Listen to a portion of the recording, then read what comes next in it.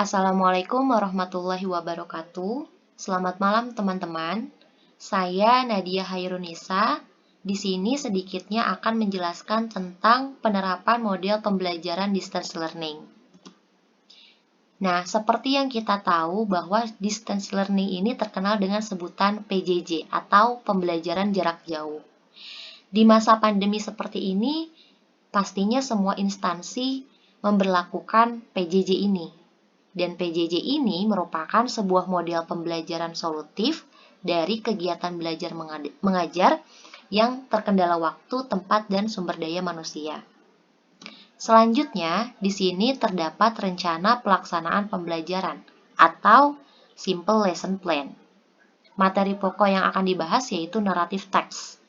Dan goals-nya setelah mempelajari naratif teks ini, siswa diharapkan dapat membedakan fungsi sosial, struktur teks, dan unsur kebahasaan beberapa teks naratif, baik itu lisan maupun tulisan, dengan memberikan dan meminta informasi terkait legenda rakyat yang sesuai dengan konteks penggunaannya. Nah, di sini sebelumnya saya ketika masuk ke kelas, saya akan melakukan pendahuluan atau melakukan pembukaan dengan salam contohnya. Seperti, Assalamualaikum anak-anak, selamat pagi. Ada baiknya hari ini kita berdoa untuk memulai pembelajaran. Setelah saya membuka salam dan berdoa untuk memulai pembelajaran, setelah itu saya memeriksa kehadiran peserta didik. Saya akan mengabsen siapa saja yang hadir dan tidak. Itu adalah sebagai tanda sikap disiplin. Selanjutnya, setelah saya mengabsensi siswa, saya memberikan gambaran tentang manfaat mempelajari pelajaran yang akan dipelajari dalam kehidupan sehari-hari. Nah, setelah saya memberikan gambaran tentang manfaat dari pelajaran yang akan kita pelajari, saya sedikitnya memberitahu kepada mereka bahwa materi yang akan kita bahas yaitu naratif teks. Jadi, anak-anak di sini Ibu akan menjelaskan tentang naratif teks. Setelah saya membuka salam pembuka, berdoa, absensi, dan memberikan gambaran tentang materi hari ini, saya masuk ke kegiatan inti, di mana pembelajaran yang telah dilakukan, siswa disajikan contoh teks naratif yang menceritakan tentang legends. Misalkan, saya menjelaskan tentang what is narrative text. Narrative text is a kind of text to retell the imaginative or factual story that past tense. Jadi, teks naratif ini adalah jenis teks imajinatif atau faktual pada masa lalu yang rangkaian peristiwa atau ceritanya dari waktu ke waktu dijabarkan secara kronologis. Jadi, teks naratif bisa cerita imajinatif dan bisa juga cerita yang benar terjadi ya. Nah, seperti itu. Lalu, selanjutnya, saya menjelaskan tentang genre of narrative text. Di sini terdapat fable, cerita yang mengisahkan tentang binatang, myth, mitos yang dianggap faktual atau benar terjadi, dan legend atau legenda, cerita rakyat yang mengisahkan asal-usul dari sebuah tempat. Setelah itu, ada juga beberapa genre lainnya, seperti folktale, cerita rakyat, fairy tales, dongeng, dan love story, cerita cinta. Setelah tadi yang saya sebutkan, ada lagi genre selanjutnya, yaitu science fiction, horror, history, slice of life, and then personal experience. Setelah itu saya menjelaskan what is the purpose of the text. Jadi apa sih tujuan dari naratif teks ini? Yang pertama, to entertain the readers, untuk menghibur pembaca. Yang kedua, to amuse the readers, untuk membuat pembaca bahagia. Yang ketiga, to teach moral value, untuk mengajarkan moral-moral nilai. Dan yang keempat, to change social opinion, jadi untuk untuk mengubah anggapan masyarakat umum tentang suatu perilaku atau peristiwa. Dan di sini saya juga menjelaskan tentang generic structure of narrative text. Jadi ini merupakan struktur dalam pembuatan narrative text. Yang pertama ada orientation. Di sini terdapat pengenalan tokoh, tempat, dan waktu. Yang kedua complication. Di sini terjadinya masalah.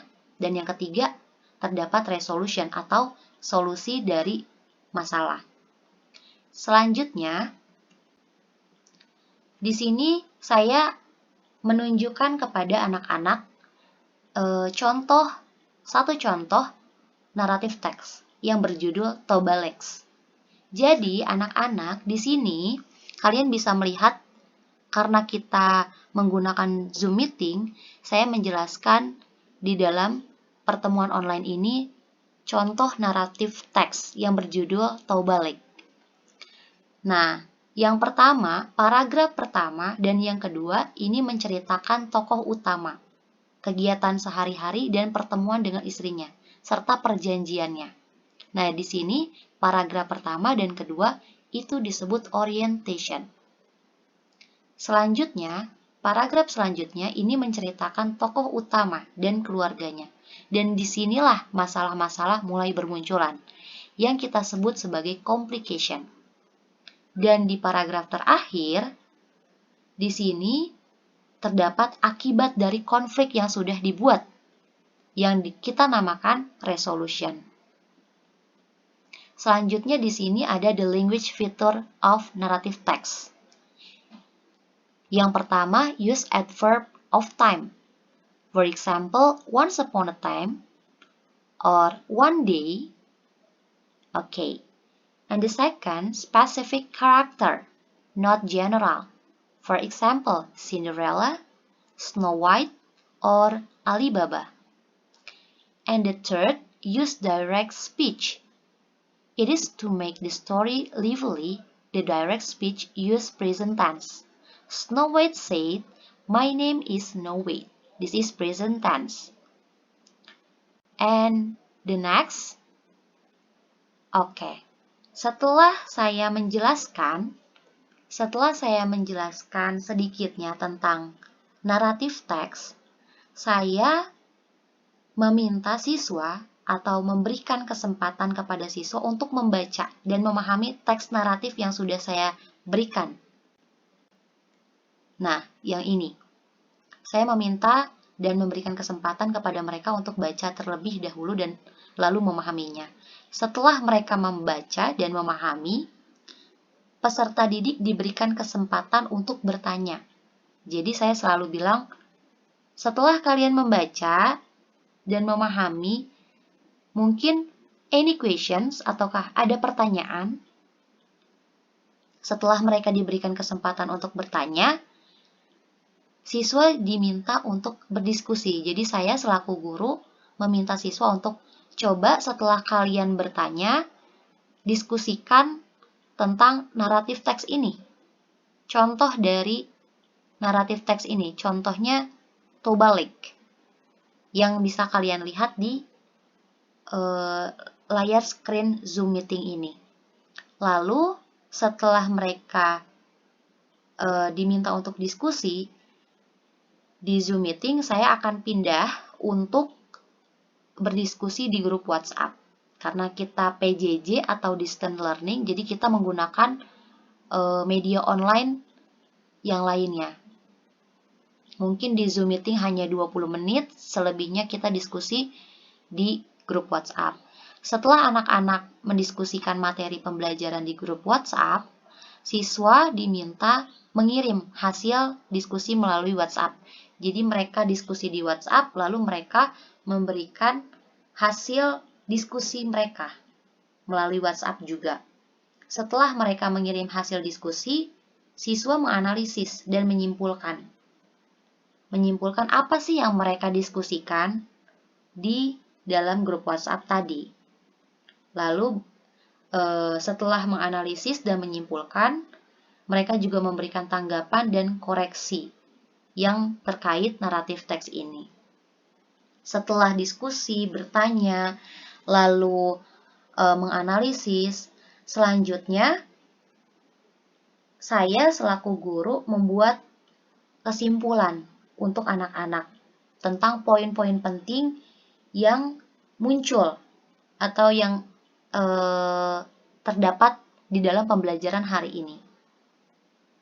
Setelah itu, saya memberitahukan kepada mereka bahwa mengagendakan pembelajaran ini dilanjut untuk ke minggu depan. Jadi hasil diskusi mereka akan dipresentasikan ke minggu depan. Saya bilang kepada anak-anak, hari ini mungkin sampai sini dulu. Tapi untuk pembelajaran minggu depan, tolong kalian improve lagi hasil dari diskusi kalian dan dipresentasikan di minggu depan beserta kelompok yang sudah diberikan. Setelah saya mengagendakan beberapa planning untuk pembelajaran minggu depan, lalu saya menutup dan memberi salam kepada anak-anak. Jadi, di sini saya bilang sampai sini dulu, mungkin kalian bisa paham, dan jika masih ada pertanyaan, bisa kalian tanyakan di grup WhatsApp ini. Dan saya akhiri, wassalamualaikum warahmatullahi wabarakatuh.